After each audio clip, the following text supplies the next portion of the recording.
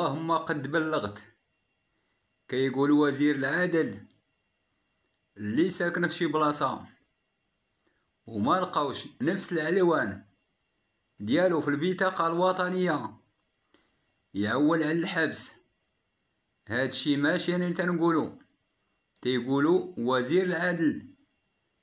وديرو بحساب واحد القضية اخرى، اي واحد بغا يسافر ولا خارج غير على برا يدير البطاقة الوطنية في جيبو، راه الا ما لقاوهاش